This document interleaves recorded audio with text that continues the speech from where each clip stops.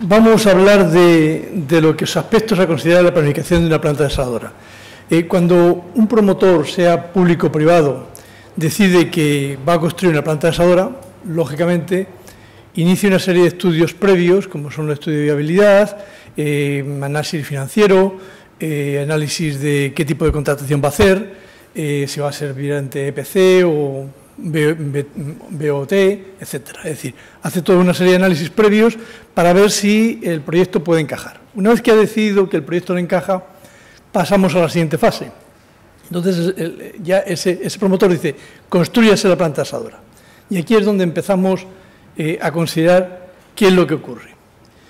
Bueno, en primer lugar, nos encontramos con que, lógicamente, hay que encontrar un emplazamiento. ¿Dónde vamos a situar esa planta? Esa es la primera pregunta que se hace.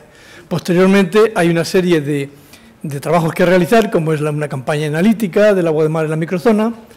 Hay que establecer una línea base marítima, puesto que después habrá que ver que efectivamente no estamos impactando en el medio ambiente y hay que considerar cómo estaba ese mar previamente al funcionamiento de la planta desaladora. Hay que establecer la topografía, la geotecnia y la batimetría, todo referido a la microzona, una vez que tenemos determinado el sitio. Hay que hacer ese prediseño de la planta desaladora, un prediseño que no será el definitivo, pero será muy próximo, con el fin de tener una serie de datos que nos permitan después llegar a otro de los puntos que hay, que es el estudio de impacto ambiental.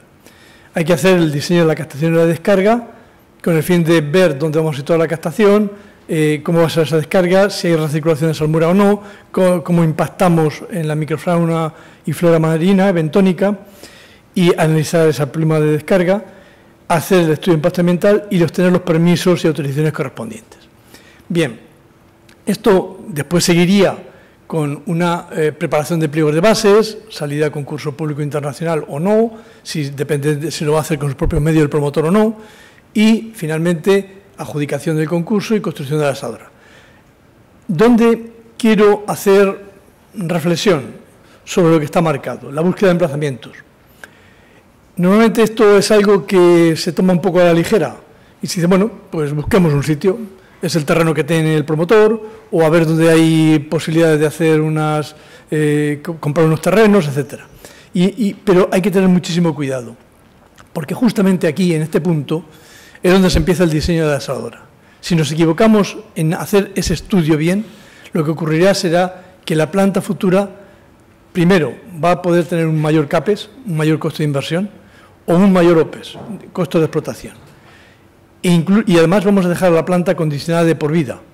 Es decir, entonces hay que tener mucho cuidado y ese tipo de estudios deberían hacerlo empresas que de verdad conocen el sector y que saben cómo hacerlos. Normalmente no es así, nos hemos encontrado en muchos casos que no es así.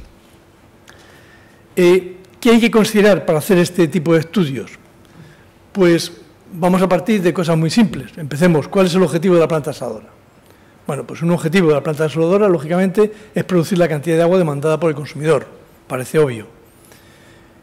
Producir el agua de la calidad exigida por el consumidor, también. Y producir el agua al menor coste posible, tanto menor CAPEX como menor OPEX posible. Es decir, estos son objetivos que tenemos que tener presentes, pero no lo debemos de olvidar nunca, ni siquiera en la búsqueda de emplazamientos. ¿Cómo conseguimos el menor CAPEX posible? Pues el menor CAPEX se va a conseguir con un agua que requiera menor necesidad de pretratamiento. Es decir, necesitamos captar un agua de mar de la mejor calidad posible. Y esto nos evitará que tengamos que hacer un tratamiento complejo y costoso, tanto en inversión como en operación. También tenemos que tener en cuenta el menor costo en tubería de transporte de agua. Es decir, ese es otro punto importante. ¿Eso qué significa? Que la planta desaladora la instalaremos cerca del mar, no vamos a instalarla a 10 kilómetros del mar, porque tendremos entonces unas tuberías muy largas, tanto en la impulsión de agua de mar como en la descarga de salmueras. La planta desaladora deberá estar cerca del centro de consumo del agua, es decir, ¿dónde va a ir ese agua finalmente a utilizarse? ¿Quién es el centro de consumo? ¿Dónde está, digamos, el estanque o el tanque de distribución más cercano al cual va a llegar el agua desaladora, el agua de la planta desaladora? Todo eso hay que tenerlo presente a la hora de buscar ese emplazamiento. Y también buscar, si tenemos cerca de la desaladora, un punto de suministro de energía eléctrica para que la línea de alimentación eléctrica sea lo más corta posible. Esto, que en principio puede parecer que es obvio, al final nos encontramos con casos y situaciones en las que no ha sido así. Y resulta que tenemos plantas desaladadoras situadas a bastante distancia del mar, con lo cual tenemos longitudes bastante importantes de envío del agua del mar y de descarga de la salmuera. ¿Cómo conseguimos también el menor OPEX posible? Aquí entramos un poco en el tema del día, menor consumo de energía. Todo el mundo sabemos que el componente más importante en el costo del agua de mar, en el costo del agua producida procedente de la extracción de agua de mar, va a ser el consumo energético. El consumo energético representa del orden del 60 o 70% del costo de OPEX, sin considerar el CAPEX. El resto pues está repartido en otros costos como son mano de obra, como pueden ser reparaciones, reactivos químicos, etc. Entonces, ¿cómo conseguimos la menor consumo energético? Por una parte, considerando la cota de la planta lo más baja posible. Es decir, que cuando busquemos el terreno no nos situemos en la cota 100, por muy bueno que sea, porque tendremos entonces un costo energético de elevar el agua de mar hasta esa cota. Bien es cierto que después, si lo hemos elevado el agua de mar hasta ahí, también el agua producida ahorraremos ese reenvío, es decir, nos ahorraríamos teóricamente el envío del agua potable hasta reenviarla al centro de distribución de esa cota que ya hemos elevado.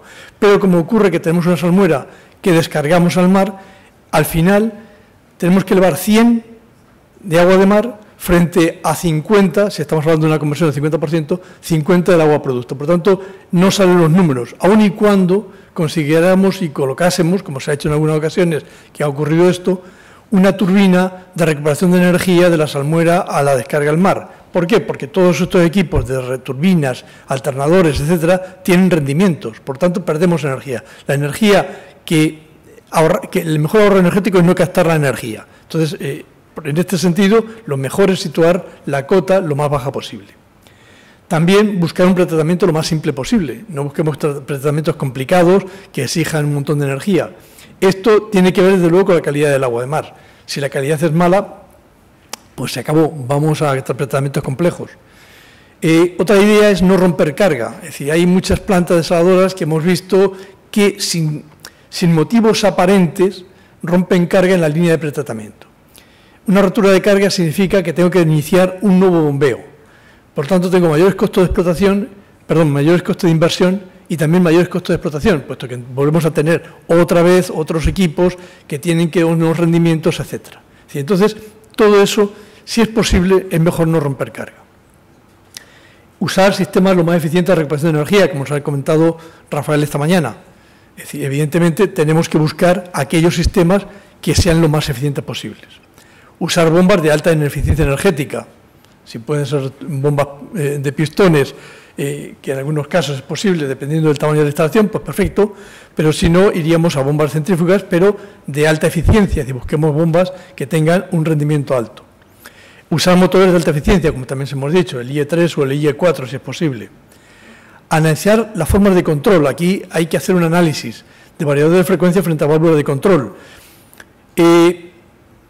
Hay a veces el peligro de pensar que el variador de frecuencia es lo mejor. Sí, el variador de frecuencia a veces, en muchos casos, es muy útil y es bueno, pero nos hemos encontrado casos que depende de cuál sea el rango de variación, pues puede ser no aportar demasiado beneficio y puede ser una válvula de control. Es decir, que aquí sí que hay que hacer un trade-off, una comparativa de analizar qué es mejor en un caso o en otro. Y, por supuesto, reducción de pérdida de carga. Velocidades bajas, longitudes cortas, etc. Es decir, todo esto es lo que nos llevaría a plantear una planta con el menor consumo energético. Menor consumo, otro punto sería el menor consumo de reactivos químicos. Aquí en los reactivos químicos volvemos otra vez a lo mismo. Buena calidad del agua de mar. Si tenemos un agua de mar que hemos captado de buena calidad, necesitaremos menos reactivos químicos que añadirle, por tanto, menos costos de operativos. Buscar pretratamientos que sean más bien físicos, que no requieren reactivos. Eso ayudaría en la línea de menor consumo de reactivos químicos. Y sistemas de pretratamiento que no precisen muchos reactivos, aunque aquí ya estamos condicionados porque el agua permeada sale de una calidad, se nos exige de otra y vamos a tener que instalar sistemas de remineralización para adaptar las dos calidades. El menor gasto en mano de obra. Esto, ¿cómo podemos conseguir? Pues haciendo unos sistemas lo más automatizados posibles, es decir, que el control sea realmente un control muy automático, donde la intervención de mano de obra sea lo menor posible y simplemente sea en aquellos casos pues, de mantenimiento, pero no en operación necesariamente tener gente por allí. Y menor gasto en mantenimiento. ¿Cómo reducimos el gasto en mantenimiento? Utilizando materiales que tengan baja corrosión al agua de mar. El agua de mar, como todos ustedes saben, es un elemento tremendamente corrosivo. Entonces, el ir a materiales que pueden ser caros en principio de instalación, pero que nos ahorrarán en el mantenimiento, pues puede ser una vía para reducir los costos de operación. Y también, lógicamente, el no jugar con, a veces ocurre, con ideas muy innovadoras y equipos poco probados, porque puede darnos lugar a que al final no tengamos los rendimientos que queremos y que estemos haciendo un poco una planta piloto. Es decir, las plantas desadoras en general, las plantas pilotos están para eso, para hacer las pruebas de equipos, pero después ya la planta desadoradora en serio hay que probar con equipos que estén realmente probados y garantizados. Luego tendremos una serie de condicionantes que tenemos que considerar también, como son los condicionantes legales. Hay una legislación medioambiental, y en cada país es distinta y en cada país requiere que se mire con mucho detenimiento. Así nos podemos encontrar con parajes costeros protegidos. Por lo tanto, cuidado con eso, porque si buscamos un emplazamiento donde tenemos el borde costero que está protegido, pues nos puede causar un problema grave o un problema de mayores costos, como en un caso hace poco nos ha ocurrido. Buscar sitios donde la fauna y flora bentónica no esté protegida. Si vamos a instalarnos en un sitio donde tenemos allí especies que están protegidas, pues ya tenemos mal comienzo, porque allí entonces vamos a tener que hacer especiales labores para tratar de paliar el problema de la descarga de salmuera. Vemos si tenemos que analizar si hay restricciones al paso de líneas eléctricas, tuberías, etcétera. En algunos casos, por ejemplo en Chile, la contaminación lumínica, aquí en la isla de Palma también hay problemas con contaminación lumínica, sería un caso a considerar. Hay condicionantes vertidos al mar, la legislación de salud sobre la calidad del agua de consumo, etcétera. Otras limitaciones pueden ser las limitaciones a las construcciones industriales, es decir, hay que ver la calificación de los terrenos, limitación en altura, limitación en ruidos, reglamentos sobre el almacenamiento y manipulación de uso de reactivos químicos, al final vamos a tenerlos que tener y esto hay que considerarlo. La reglamentación sobre terremotos, pues en muchos sitios hay una serie de legislación sobre eso, o sobre tsunamis.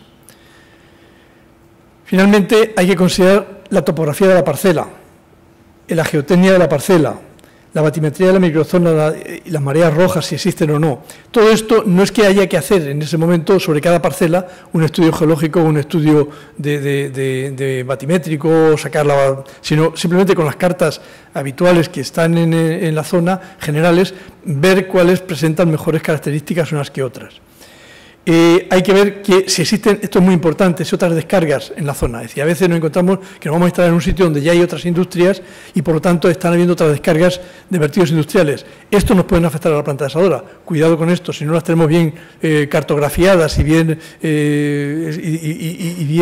analizadas de qué tipo de descargas son, nos pueden interferir de forma importante. También puede haber alguna actividad pesquera o marina o de industrial de marina, como pueden ser viveros o cosas de este estilo, que podremos afectarle. Entonces, todo esto, cuidado con todo eso. Hay que ver la accesibilidad de la parcela, vías de comunicación, puertos, carreteras y demás. Y, lógicamente, las facilidades para vivir los operarios y demás en el entorno. Con todos estos datos, se hace una matriz de DAFO o de cualquier otro tipo para analizar y determinar cuál es el emplazamiento más adecuado. ¿De acuerdo? Algunas reglas generales.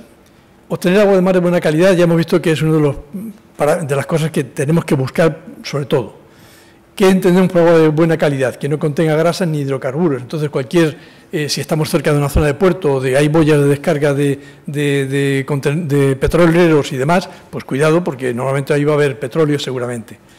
Que los consolidos suspendidos sean lo más bajo posible. Que no haya mareas rojas. Procuremos buscar zonas donde no haya historia de mareas rojas. Que el carbono total, orgánico total, sea lo más bajo posible, que no haya metales pesados, el contenido en sílice y que la composición sobre todo sea estable en el tiempo, porque si tenemos variaciones la planta se vuelve loca en la operación y va a ser una locura. ¿Cómo conseguimos la calidad del agua de mar bien? Pues con captaciones profundas. Con esto, normalmente hemos visto que si hacemos una captación suficientemente profunda, podemos evitar muchos de los problemas. Pero hay que tener cuidado, es decir, hay que ir a captación. Si normalmente aconsejamos que la distancia de las ventanas a la superficie del mar sea mayor de 18 metros, pero también que la altura de las ventanas sobre el fondo del mar sea más de 5 metros, para evitar que las corrientes remuevan las arenas y nos las ingresen a través de las ventanas. Y hay que pensar en las medusas. Hemos tenido problemas bastante serios de medusas en algunas plantas desaladoras y hay que pensar sistemas antimedusas. Hay que ver que el fondo marino, la pendiente del fondo marino, la batimétrica, no obliga a saturar la captación muy lejos de la costa. Esto nos ha pasado en Irán, en la zona ya me acordaré, que teníamos una longitud que teníamos que irnos como a 10 kilómetros para conseguir una profundidad de 10 metros. Era de locos, es decir, aquello no, de Bandar Abbas, la zona de Bandar Abbas. Aquello no tenía mucho sentido. Hay que, como decía antes, que no haya otras descargas y que no haya especies marinas protegidas en la zona. Que el terreno de la parcela no tenga una pendiente excesiva, sino nos iríamos a mucho movimiento de tierras y rellenos. Que la estructura geológica permite una fácil cimentación y que haya subestaciones eléctricas cercanas con potencia suficiente. Casos reales, pues tenemos esta planta que algunos de ustedes conocerán, la planta de Marbella, en donde nos encontramos a 25 metros sobre el nivel del mar, que es excesivo para la zona, y a 2,5 kilómetros del mar. ¿Cuál fue el condicionante? El condicionante vino de que en Marbella, pues el terreno es carísimo y lo que nos dieron fue el cauce de un río para situar la instalación. ¿Qué tuvimos que hacer? Primeramente un puente y sobre ello instalar la planta desaladora. ¿Cuál es el condicionante aquí? Fue el costo del terreno. Bueno, eso no. La planta desaladora de Antofagasta está en la cota 19. Sí, el terreno, la zona está bien elegida, pero la cota 19 fue condicionada por la cota de tsunami. Allí el tsunami tenía la cota de seguridad en 18 metros. Entonces, si queríamos evitar que ante un tsunami la planta quedara inundada y arrasada, nos tuvimos que ir a la cota 19. Fue un condicionante. Y otro que también conocen ustedes, San Pedro del Pinatar. Aquí, ¿cuál fue el condicionante principal? La existencia de praderas persidonias. El condicionante que vino a posteriori, es decir, no sé, cuando se eligió el terreno, no se pensó en eso y cuando se instaló la planta y vino la descarga, dije, ¡ay, madre mía! Tenemos Posidonia oceánica que está protegida por la Comunidad Económica Europea. Supuso un parón de bastantes años hasta que se hicieron todos los análisis y se hicieron todas las descargas. Y con esto acabo y muchas gracias por su atención.